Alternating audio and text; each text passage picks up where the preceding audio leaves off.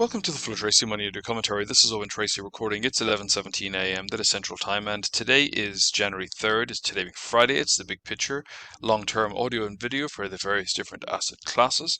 And there's a couple of things that I want to talk about. The thing that really is at the back of my mind is that we're nearly 5 years on from the beginning of the pandemic, and I think that has led to a lot of very important conversations going on in boardrooms around the world. And we are getting now into a place where people have to start thinking about, well, are we going to go back to normal? And what exactly is normal?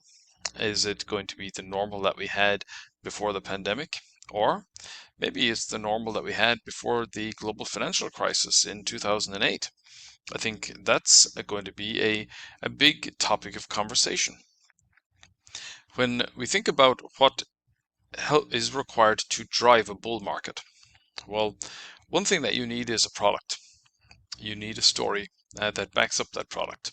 There has to be a compelling enough reason to inspire people to both invest at the beginning, the middle, and the end. And that story has to get progressively more enticing the higher prices go. And that's very important as we look around the world today. There's lots of stories, and some of them have been exceptionally important in driving stock market returns over the last several years. Then there are other stories because, of course, we have AI driving the stock market, but then we have war, which has been a significant geopolitical factor.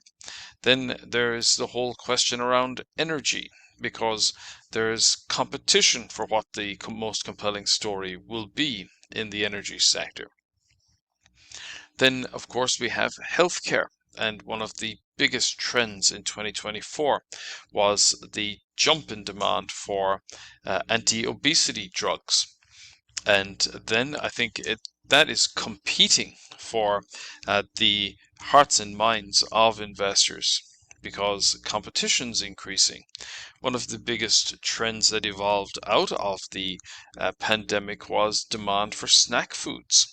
And then with the arrival of Ozempic, then people's appetites declined. So demand for those snacks started to also decline. Then, those are lots of different types of story. But in order for a story to really gain critical mass and to drive a new bull market, you also need money. And that money has to come from somewhere. So, and there are only a limited number of ways that you can get new money. So let's think about what those might be. Well, the first is that there's money on the sideline. There's been a big decline, so there's a lot of people in cash. As the market improves and as interest rates decline, then that helps to seed a new bull market. And then because people are underinvested, then they have plenty of spare capacity to become more invested.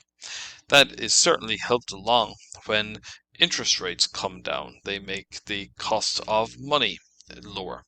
Then, if central banks are willing to increase the supply of cash, well, that's a very literal way of creating new money. Then you have the potential for governments to simply spend more than they're taking in, and you get fiscal stimulus. And that's been a very significant factor over the last several years.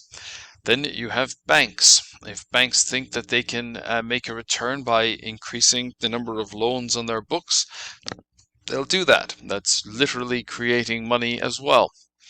And then behind all of that is the regulatory framework. And then we have to start thinking about that in terms of money, because it's an amorphous term to talk about regulation. It's not something that you can simply chart. It's not something you can measure. You have to kind of come at it from the side, or it's got to be a tangential way of looking at the data. So there are certainly people that are trying to do that. And we can see, for example, that the estimated cost of regulation in the USA is about the same as the GDP of Italy. So we're talking about a fairly significant burden, approximately 4 trillion.